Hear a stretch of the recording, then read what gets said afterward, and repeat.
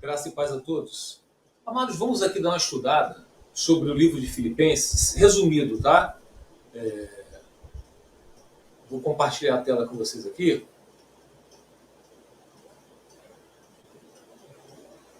Que fala sobre... Achei. Fala sobre a igreja de Filipos. Vamos compreender aqui o que diz. A partir do versículo 17 do capítulo 3.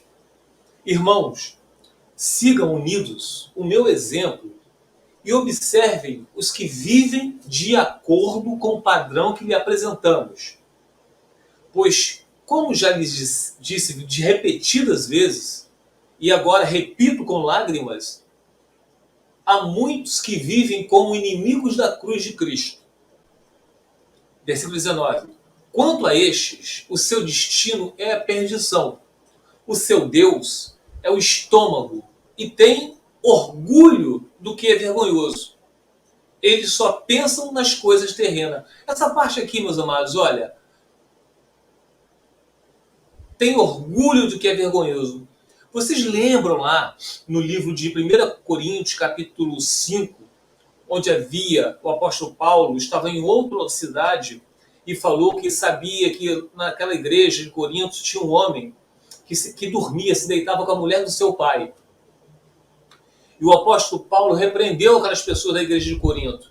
Vocês estão orgulhosos? Vocês deveriam se envergonhar por uma coisa dessa. Elimine o mal do meio de vocês, elimine o fermento no meio de vocês, elimine o mofo, elimine a lepra, para que toda a massa não seja contaminada.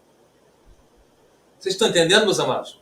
Então, o apóstolo Paulo, ele sempre advertiu. Por isso que a Bíblia existe muitas doutrinas no Novo Testamento. Óbvio que nós não somos salvos por obediência à doutrina. Não, mas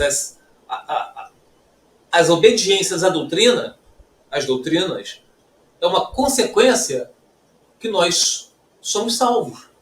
Vocês estão entendendo? Então, por isso que vocês têm orgulho do que é vergonhoso. Eles só pensam nas coisas terrenas. Quer dizer, ali devia ter pessoas adúlteras, e não estavam falando nada. Pessoas que estavam falando da palavra de Deus por interesse, por ganância e muitas outras coisas. Quer dizer, eles têm orgulho do que é vergonhoso. Observação, coloquei a observação no livro de Marcos, capítulo 8, versículo 36 ao 38. Que vantagem há em ganhar o mundo inteiro, mas perder a vida? O que daria o homem em troca de sua vida? Se alguém se envergonhar de mim e de minha mensagem nesta época de adultério e pecado, o Filho do Homem se envergonhará dele quando vier na glória de seu Pai com os seus anjos. Marcos capítulo 8, versículo 36 ao 38. Então, eles tinham orgulho do que é vergonhoso. E o apóstolo Paulo estava dizendo aqui, e lá em Marcos, diz o quê? O que adianta ganhar o mundo? O que adianta vocês se divorciarem, casar com outro? Ou então, o que adianta você, que o seu cônjuge te largou, repudiou você, ou então houve o adultério, aí você se achou no direito de poder casar com outro, já que ele adulterou com você, porque o seu pastor falou que pode. Então, eles têm orgulho do que é vergonhoso. Vocês têm orgulho do que é vergonhoso. O que adianta vocês ganharem o mundo, se casar, ter um segundo casamento, com o seu primeiro cônjuge ainda vivo, com a outra pessoa? Esse orgulho é vergonhoso. Vocês estão ganhando o mundo. Ah, mas eu sou feliz nesse meu segundo casamento. Foi o meu cônjuge que me agredia, ou então ele adulterou, ou então ele me abandonou. Eu vou ficar sozinha nesse mundo? Primeiro que ninguém diz que vocês têm que ficar sozinha. Se Deus fala que é bom que um homem não fique só, então você, como cristão, você vai botar o joelho no chão e orar. Você não vai obrigar o seu cônjuge a voltar. Aliás, isso aí é falta de amor próprio. Ele tem que voltar impedido pelo Espírito de Deus, pela salvação, e não por força. Continuando o livro de Filipenses, versículo 20. A nossa cidadania, porém, está nos céus, de onde esperamos ansiosamente o Salvador, o Senhor Jesus Cristo. Pelo poder que o capacita a colocar todas as coisas debaixo do seu domínio. Ele transformará os nossos corpos humilhados para serem semelhantes ao seu corpo glorioso. Então, a nossa cidadania, porém, está nos céus, de onde esperamos ansiosamente um Salvador, o Senhor Jesus Cristo. Vocês não têm que se acomodar à cidadania desse mundo. Vocês não têm que pensar em ser felizes nesse mundo. Carregar a tua cruz, meus amados, na esperança que Deus vá converter o coração do cônjuge de vocês. Isso está em Filipenses, capítulo 3, versículo 17 ao 21. No mesmo livro de Filipenses, nós encontramos o seguinte, ó. Não andem ansiosos por coisa alguma, mas em tudo, pela oração e súplicas, e com ação de graças apresentem seus pedidos a Deus. Olha só.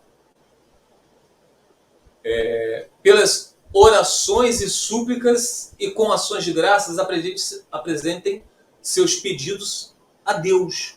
Não é o teólogo, não é o pastor. A Deus. Orar. Se o cônjuge resolveu se apartar, deixe-o ir. 1 Coríntios capítulo 7, versículo 15 e 16. Se eu não me engano.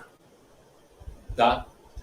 E a paz de Deus, que excede todo o entendimento, guardará os nossos corações e as suas mentes em Cristo Jesus. E não no cônjuge. E não no pastor que ele disse a mentira.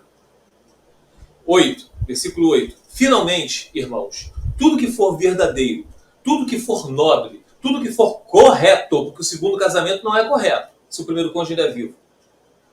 Tudo que for puro, tudo que for amável, tudo que for de boa fama, se houver algo de excelente ou digno de louvor, pense nessas coisas. Tudo que vocês aprenderam, receberam, ouviram e viram em mim, ponham em prática. Olha só, não adianta a gente ler Bíblia e não colocar em prática. E o Deus da paz estará com vocês. Se lembra quando a gente escutava no início do exército do casamento? Temos que descansar em Deus, descansar em Deus. Qual é esse descanso? É ficar de braços cruzados? Não. Buscar o Senhor de todo o coração. Ter intimidade com o Senhor. Conhecer Deus não só de ouvir falar, como o livro de Jó fala.